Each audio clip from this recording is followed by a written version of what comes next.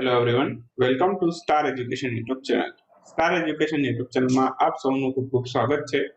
આજનો જે વિડીયો છે એમાં આપણે ચર્ચા કરીશું 14મી માર્ચના તમામ અગત્યના કરંટ અફેર. શરૂ કરીએ વિડીયો શરૂ કરતા એક પ્રશ્ન તમારા માટે છે જેનો જવાબ આપશો એ લખવાનો હોય કોમેન્ટમાં. તો પ્રશ્ન તમારા માટે એવો છે કે ફોરેસ્ટ સર્વે ઓફ ઇન્ડિયા એમના દ્વારા જાહેર કરેલી માહિતી પ્રમાણે ભારતના કયા રાજ્યમાં જંગલોમાં આગ લાગવાની ઘટના સૌથી વધારે નોંધાય છે? તો તમને ઓપ્શન આપેલા છે, તમારા આન્સર લખવાનું છે કોમેન્ટમાં. ઓકે, કયું રાજ્ય એવું છે કે જ્યાં આગ લાગવાની ઘટના સૌથી વધારે નોંધાય છે? ક્લિયર? શરૂ કરીએ આજનો વિડીયો. સૌથી પહેલો ક્વેશ્ચન, હાલમાં જ ઓસ્કર એવોર્ડ 2023, આ ઓસ્કર એવોર્ડને એકેડમી એવોર્ડ પણ કહેવાય છે. ઓકે, તો ત્યાં કયા ભારતીય સોંગને બેસ્ટ ઓરિજિનલ સોંગની કેટેગરીનો એવોર્ડ આપવામાં આવ્યો છે? અથવા તો બેસ્ટ ઓરિજિનલ સોંગની કેટેગરીનો એવોર્ડ કયા સોંગે જીત્યો છે, એવી રીતે પણ પૂછે. તો બે ગીત છે જેને આ વખતે બેસ્ટ ઓરિજિનલ સોંગની કેટેગરીમાં નોમિનેશન મળ્યું હતું. એક તો હતું નાટુ નાટુ અને બીજું હતું ઓલ ધેટ બ્રીથ. પણ વિનર એક જ રહ્યું. કયું રહ્યું? તો કે નાટુ નાટુ.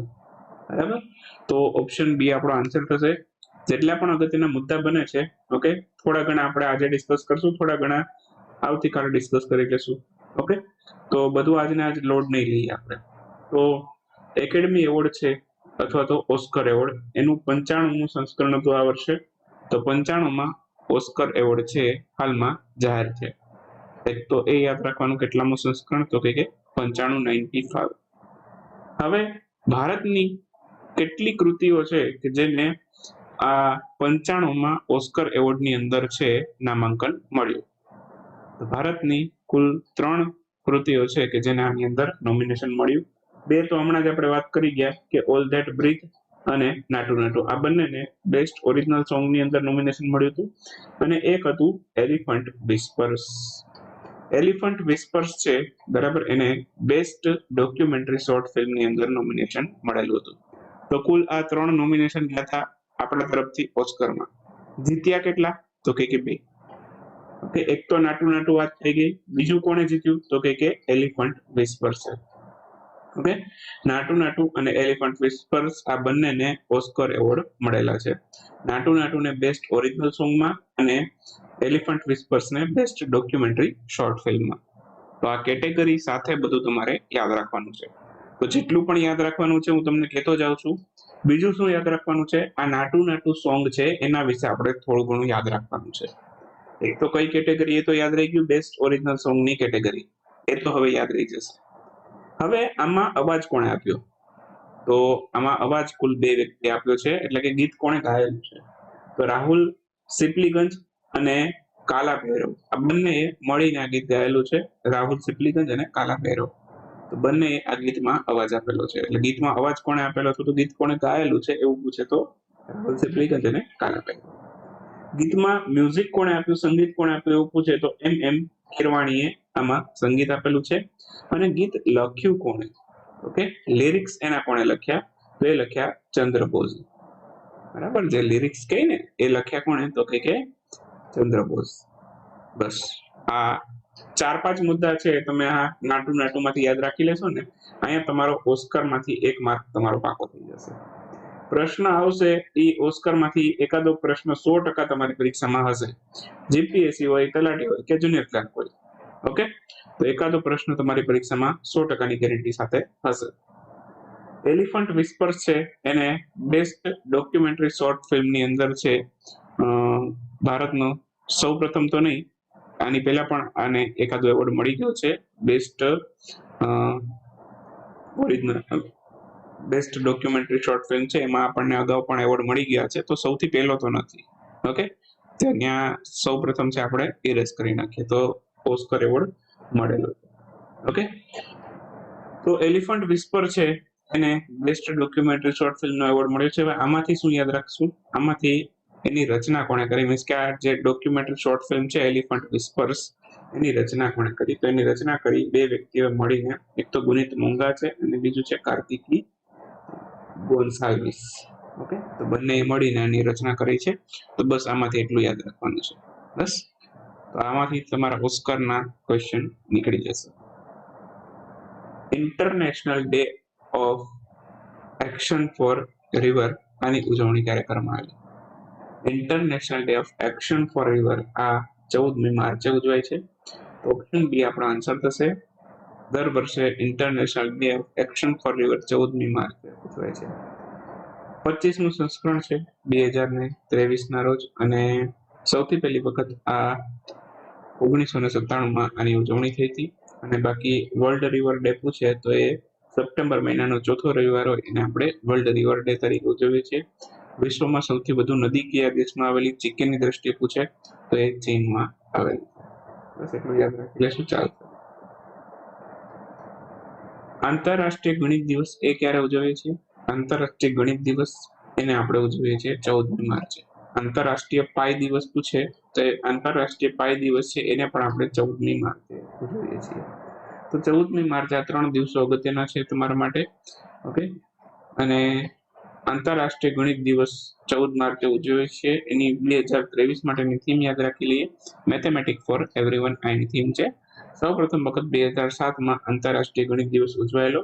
બાકી તમને રાષ્ટ્રીય ગણિત દિવસ પૂછે તો શ્રી રામાનુજન છે એમની જન્મ જયંતિને આપણે રાષ્ટ્રીય ગણિત દિવસ ઉજવીએ છીએ, હમણાં જ ગયેલો 22 ડિસેમ્બર. તો આટલા અગત્યના પોઈન્ટ આપણને યાદ રાખવાના. બાકી 14 માર્ચે આપણે આ 3 અગત્યના દિવસો જોયેલા. ઓકે, એ પણ આપણે યાદ રાખીએ. હાલમાં 32મો વ્યાસ સન્માન પુરસ્કાર એનાથી કોને સન્માનિત કરવામાં આવ્યું છે? તો વ્યાસ સન્માન છે એ તો આપે છે કોણ? પહેલા તો એની વાત કરીએ તો કે બિરલા ફાઉન્ડેશન છે એમના દ્વારા આ પુરસ્કાર આપવામાં આવે છે. વિજેતાને 4 લાખ રૂપિયાનો રોકડ પુરસ્કાર મળે છે, અને આ પુરસ્કાર મળ્યો છે હાલમાં જ્ઞાન ચતુર્વેદી. ઓપ્શન બી આપણો આન્સર થશે. 32મો વ્યાસ સન્માન હમણાં જાહેર થઈ ગયો. તો પ્રશ્નો કદાચ પૂછે કેટલામો વ્યાસ સન્માન આપ્યો એમને, તો 2022 માટે આપ્યો એમને 32મો વ્યાસ સન્માન પુરસ્કાર. કોને આપ્યો? તો કે જ્ઞાન ચતુર્વેદીને. હિન્દી સાહિત્ય સાથે સંકળાયેલા છે, અને આ વ્યાસ સન્માન છે એ હિન્દી સાહિત્યની કૃતિઓ માટે જ આપવામાં આવતો હોય છે. છેલ્લા 10 વર્ષની અંદર પ્રકાશિત થઈ હોય એવી હિન્દી સાહિત્યની ઉત્કૃષ્ટ કૃતિઓ માટે આ પુરસ્કાર આપવામાં આવે છે. 1991માં કે બિરલા ફાઉન્ડેશન છે એમણે આ વ્યાસ સન્માન પુરસ્કારની શરૂઆત કરી હતી. અને એમને કઈ કૃતિ માટે આ જ્ઞાન ચતુર્વેદી છે એમને કઈ કૃતિ માટે મળ્યો? તો કે એમની કૃતિ છે પાગલખાના નામની. આ એક પ્રકારની નોવેલ છે. ઓકે, આ નોવેલ છે એ પબ્લિશ થઈ હતી 2018માં. તો એ નોવેલ માટે એમને આ પુરસ્કાર મળ્યો છે. ક્લિયર?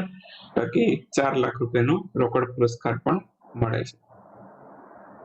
હાલમાં જ સિદ્ધાર્થ મોહંતી એમને કઈ સંસ્થાના ચેરમેન તરીકે નિયુક્ત કરવામાં આવ્યા છે? તો સિદ્ધાર્થ મોહંતી છે LIC ના નવા ચેરમેન બન્યા. ઓપ્શન ડી આપણો આન્સર થશે. બરાબર, થોડાક ટેન્શનમાં લાગે છે, પરાણે પદભાર આપી દીધો એવું લાગે છે. તો સિદ્ધાર્થ મોહંતી બન્યા છે LIC ના નવા ચેરમેન. જોઈએ ક્યાં સુધી રહી છે. LIC નું પૂરું નામ પૂછી શકે, life insurance company of India, અને બાકી એની સ્થાપના 1 સપ્ટેમ્બર 1956માં થયેલી. અને બાકી એનું મુખ્ય મથક ક્યાં છે LIC નું? મુંબઈમાં. આ બાદ થોડાક ઇન્ફોર્મેટિવ સંસ્થાઓ વિશે તમને માહિતી આપી દઉં કે જે પરીક્ષામાં ઉપયોગી થાય. જેમ કે RBI ની સ્થાપના ક્યારે થઈ એવું પૂછે તો 1 એપ્રિલ 1935. એનું રાષ્ટ્રીયકરણ થયું 1 જાન્યુઆરી 1949. આ ખાસ યાદ રાખવાનું. રાષ્ટ્રીયકરણ એટલે કે નેશનલાઇઝેશન ક્યારે થયું? 1 જાન્યુઆરી 1949, અને સ્થાપના થઈ 1 એપ્રિલ 1935. મુખ્ય મથક RBI નું મુંબઈમાં છે. અત્યારે ગવર્નર કોણ છે? શક્તિકાંત દાસ. એના પછી છે NABARD, national bank four agriculture and rural development. NABARD છે એની સ્થાપના 12 જુલાઈ 1982 ના રોજ થયેલી. મુખ્ય મથક એનું પણ મુંબઈમાં આવેલું છે. નીતિ આયોગ એની સ્થાપના 1 જાન્યુઆરી 2015માં થઈ. અધ્યક્ષ એના હોય વડાપ્રધાન નરેન્દ્રભાઈ મોદી, એના અધ્યક્ષ છે. બરાબર, અને બાકી એનું પણ મુખ્ય મથક નવી દિલ્હીમાં આવેલું છે. નીતિ આયોગનું પૂરું નામ પૂછી શકે તમને, national institution for transforming India. બરાબર, તો આ પણ પૂછી શકે. નેશનલ હાઉસિંગ બેંક NHB એની સ્થાપના 9 જુલાઈ 1988 ના રોજ થયેલી. એનું મુખ્ય મથક નવી દિલ્હીમાં આવેલું છે. બાકી IRDAI નું પૂરું નામ પૂછી શકે, insurance regulatory and development authority. આ એનું પૂરું નામ છે insurance regulatory and development authority of India. એની સ્થાપના 1999માં થઈ હતી. એનું મુખ્ય મથક છે એ હૈદરાબાદમાં આવેલું છે. બરાબર, PFRDA પૂછી શકે, pension fund regulatory and development authority. આ 23 ઓગસ્ટ 2003 ના રોજ આની સ્થાપના થઈ હતી અને એનું મુખ્ય મથક નવી દિલ્હીમાં આવેલું છે. સેબી પૂછી શકે, સેબીનું પૂરું નામ security and exchange board of India એનું પૂરું નામ છે. સ્થાપના એની 12 એપ્રિલ 1992 ના રોજ થઈ હતી અને એનું પણ મુખ્ય મથક મુંબઈમાં આવેલું છે. તો આવી કેટલીક અગત્યની સંસ્થાઓ છે એમાંથી તમને થોડી ઘણી યાદ રખાવી. ઓકે, તો એટલું આમના વિશે યાદ રાખવાનું. એક હોમવર્ક તમને આપો, આમાંથી જેટલી પણ સંસ્થાઓ આપણે અભ્યાસ કર્યો, બરાબર, કાં તો રફ પેજમાં લખો અથવા તો કોમેન્ટમાં લખો. જેટલી પણ સંસ્થાઓ મેં તમને કીધી, બરાબર, એ બધાના તમારે ચેરમેન અથવા તો CEO, બરાબર, એ લખવાનો પ્રયાસ કરવાનો છે કોમેન્ટમાં. અધ્યક્ષ કોણ છે, બરાબર, અથવા તો ચેરમેન કોણ છે, બરાબર, એ તમારે લખવાનો પ્રયાસ કરવાનો છે કોમેન્ટ બોક્સમાં, અથવા તો એક નોટબુકમાં લખો તો પણ ચાલશે. એક તમારું હોમવર્ક છે આજના માટે.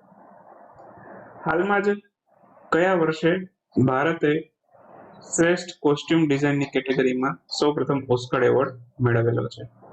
તો શ્રેષ્ઠ કોસ્ટ્યુમ ડિઝાઇન છે એની કેટેગરીમાં ઓસ્કર એવોર્ડ છે એ મેળવ્યો છે, કયા વર્ષે મેળવેલો છે એવું કીધેલું છે. તો આ મેળવેલો છે 1983. તો ભારતને, પ્રશ્ન આમાંથી ખાસ ધ્યાન રાખજો, ભારતને સૌથી પહેલો કોઈ ઓસ્કર એવોર્ડ મળેલો હોય તો એમાંથી આ એક છે 1983 નો એવોર્ડ. 1983 માં આપણને સૌથી પહેલો કોસ્ટ્યુમ ડિઝાઇન નો એવોર્ડ મેળવેલો હતો. એ પહેલા 1958 સૌથી પહેલું આપણને નોમિનેશન મળ્યું હતું મધર ઇન્ડિયા માટે, બરાબર. આ બધા પોઈન્ટ ખાસ યાદ રાખવાના. સૌપ્રથમ ફિલ્મ જે ઓસ્કરમાં નામાંકિત થઈ એનું નામ શું હતું? મેં તમને કીધું, મધર ઇન્ડિયા નામ હતું અને 1958 એ નામાંકિત થઈ હતી. અને કઈ કેટેગરીમાં નામાંકિત થઈ હતી? તો કે બેસ્ટ ફોરેન લેંગ્વેજ ફિલ્મની અંદર નામાંકિત થઈ હતી, બરાબર. એ પછી 1983 માં હમણાં કીધું એ પ્રમાણે 2 નોમિનેશન મળ્યા હતા અને એમાં એવોર્ડ મળ્યો હતો ભાનુ અથૈયાને, બરાબર. તો ભાનુ અથૈયાને એવોર્ડ મળેલો હતો બેસ્ટ કોસ્ટ્યુમ ડિઝાઇનની કેટેગરીમાં, બરાબર. મૂવી કઈ હતી? તો કે ગાંધી મૂવી માટે એવોર્ડ મળ્યો હતો બેસ્ટ કોસ્ટ્યુમ ડિઝાઇન. એના પછી ઓસ્કર એવોર્ડ મળ્યો આપણને 2009. ઓકે, સૌથી પહેલો 1983 માં, એના પછી બીજો મળ્યો 2009. એ મળ્યો સ્લમડોગ મિલિયનર માટે. કુલ 3 ઓસ્કર એવોર્ડ આપણને એ વર્ષે મળ્યા હતા. ઓકે, એક હતો બેસ્ટ સાઉન્ડ મિક્સિંગની કેટેગરીમાં, બીજો હતો બેસ્ટ ઓરિજિનલ સોંગની કેટેગરીમાં જે જય હો મૂવી માટે મળેલો હતો, અને બેસ્ટ ઓરિજિનલ સ્કોર માટે પણ મળેલો હતો. તો 3 એવોર્ડ મળ્યા હતા, best original song, best original score અને બેસ્ટ સાઉન્ડ મિક્સિંગ જય હો સોંગ માટે. ક્લિયર? અને મૂવી કયું હતું? સ્લમડોગ મિલિયનર. એના પછી 2019 ત્યાં આપણને એક એવોર્ડ મળે છે. ઓકે, અને એ મળે છે પીરિયડ્સ એન્ડ ઓફ સેન્ટેન્સ આ મૂવી માટે, અને એ બેસ્ટ ડોક્યુમેન્ટરી શોર્ટ ફિલ્મ માટે આપણને પુરસ્કાર મળેલો હતો. તો કુલ અત્યાર સુધીમાં આપણને 3 વર્ષમાં ઓસ્કર એવોર્ડ મળ્યા હતા. અને બાકી વાત કરું તો અત્યારે 4થું વર્ષ બન્યું 2023 નું કે જેમાં આપણને ઓસ્કર એવોર્ડ મળ્યા, બરાબર. એક તો નાટુ નાટુ માટે અને બીજું એલિફન્ટ વિસ્પર્સ માટે. તો 2 ઓસ્કર એવોર્ડ આપણને મળે છે. અજંતા એલોરા ઇન્ટરનેશનલ ફેસ્ટિવલનું આયોજન કયા શહેરમાં થયું? આ થયું ઔરંગાબાદમાં. બધા મહારાષ્ટ્રના શહેરો આપેલા છે તો ખાસ ધ્યાન રાખજો. અજંતા એલોરા ઇન્ટરનેશનલ ફેસ્ટિવલ મહારાષ્ટ્રના ઔરંગાબાદમાં યોજાયો. ઔરંગાબાદ ઓપ્શનમાં ના આપે ને છત્રપતિ સંભાજીનગર આપે તો એ પણ ધ્યાન રાખવું, એનું નામ બદલીને હવે છત્રપતિ સંભાજીનગર થઈ ગયું છે. અજંતાની ગુફાઓ છે એમાં કુલ 29 ગુફાઓ છે. બધી ગુફાઓ છે બૌદ્ધ ધર્મની છે. ઇલોરાની ગુફામાં કુલ 34 ગુફા છે, જેમાં 17 હિન્દુ ધર્મની, 12 બૌદ્ધ ધર્મની અને 5 જૈન ધર્મની ગુફાઓ છે. બાકી વર્લ્ડ હેરિટેજ સાઇટ પણ છે અજંતા એલોરાની ગુફાઓ, તો એ પણ આપણે યાદ રાખીશું. ઓકે, ચલો ક્વિક ન્યૂઝની ચર્ચા કરી લઈએ. ક્વિક ન્યૂઝમાં સૌથી પહેલો ક્વેશ્ચન આજના વિડીયોમાં. હાલમાં જ માઉન્ટ મેરાપી જ્વાળામુખી ફાટ્યો, આ કયા દેશમાં આવેલો છે? તો માઉન્ટ મેરાપી જ્વાળામુખી છે એ ઇન્ડોનેશિયાની અંદર આવેલો છે. તો આન્સર આવશે ઇન્ડોનેશિયા. હાલમાં જ નવી દિલ્હીમાં સ્વાયત્ત પહેલ, જેનું પૂરું નામ થાય છે startup woman and youth advantage through E transaction. તો આ સ્વાયત્ત છે એની સફળતાની યાદીમાં એક કાર્યક્રમ યોજાયેલો છે. આ કયા મંત્રાલય હેઠળ અમલમાં આવેલી સ્કીમ છે? તો વાણિજ્ય ઉદ્યોગ મંત્રાલય અંતર્ગત આ સ્કીમ ચાલે છે. આ વાણિજ્ય ઉદ્યોગ મંત્રાલયના મંત્રી કોણ છે? તો કે પિયુષ ગોયલ એના મંત્રી છે. કે આ સ્વાયત્ત પહેલ શરૂ ક્યારે થઈ હતી? તો આ 2019 શરૂ થઈ હતી સ્વાયત્ત પહેલ, ફેબ્રુઆરી 2019. હાલમાં કોને સાહિત્યમાં આજીવન સિદ્ધિ માટે પેન એટલે કે નાબોકો અમેરિકા પુરસ્કાર, તો આ નાબોકો અમેરિકા પુરસ્કાર છે એના માટે લાઈફ ટાઈમ અચીવમેન્ટ એવોર્ડ કોને મળ્યો છે? એ મળ્યો છે વિનોદ કુમાર શુક્લાને. ફેબ 4 અથવા તો ચિપ 4 સેમિકન્ડક્ટર એલાયન્સે વરિષ્ઠ અધિકારીઓ તેની પ્રથમ વિડીયો કોન્ફરન્સ મીટિંગ છે હાલમાં યોજી હતી.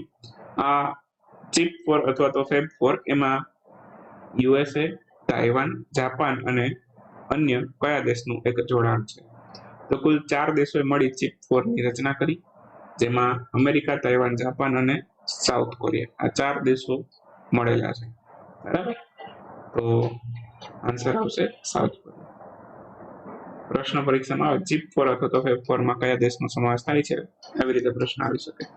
આઈઆઈટી મદ્રાસ એને આગામી પેઢીના ઇંધણ માટે ઉર્જા પ્રણાલીઓ પર એક સંશોધન કરવા માટે નીચેનામાંથી કયા દેશ સાથે કરાર કર્યા છે? તો આઈઆઈટી મદ્રાસે નેક્સ્ટ જનરેશન ઇંધણ માટે ડેનમાર્ક સાથે કરાર કર્યા છે.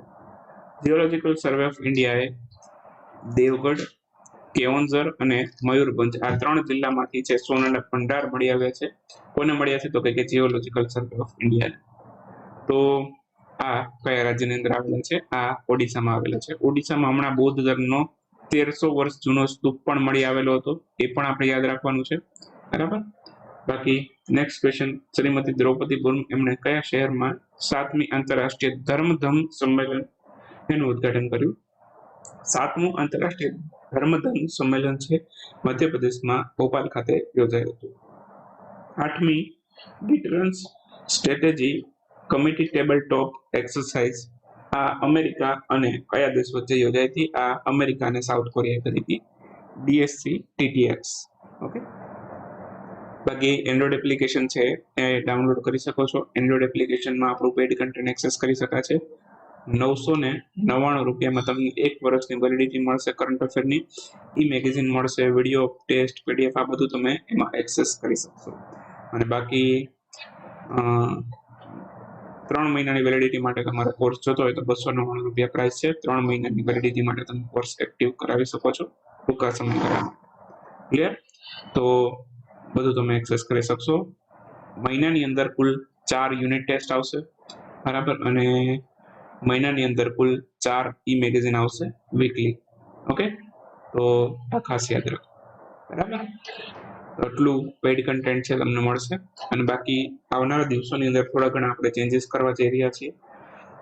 થોડુંક MCQ ની સંખ્યા છે મારો વધારવાનો ટાર્ગેટ છે. વિચાર એવો છે કે જે તમને ક્વિક ન્યૂઝની અંદર ક્વેશ્ચન કરાવું છું, ઓકે, એમાં ખાલી પ્રશ્ન આન્સર હોય છે, તો ત્યાં આપણે MCQ સેટ કરી દઈએ. ભલે ડિટેલમાં આપણે ચર્ચા ના કરીએ, પણ એઝ અ MCQ આપણે બધા ક્વેશ્ચન ડિસ્કસ કરીએ તો થોડુંક તમને પણ આઈડિયા આવે કે કેવા કેવા ઓપ્શન તમને પરીક્ષામાં હોઈ શકે એના માટે. ક્લિયર? તો થોડુંક એ રીતનો આપણો ટાર્ગેટ છે. બરાબર, આવનારા દિવસોની અંદર થોડા ઘણા ચેન્જીસ કરું છું. તમને વિડીયો કેવા લાગે એ તમારે મને કહેવાનું રહેશે, પણ થોડોક સમય લાગી જશે. કદાચ આવતીકાલથી પણ કરું અથવા તો થોડાક સમય પછી પણ કરું, એકાદ વીક પછી પણ કરું. બરાબર, તો મળીએ હવે નેક્સ્ટ વિડીયોમાં નવા કરંટ અફેર સાથે. ત્યાં સુધી રજા લઈએ. આવજો. બાય. Good night. શુભરાત્રી. Thank you for watching Star education.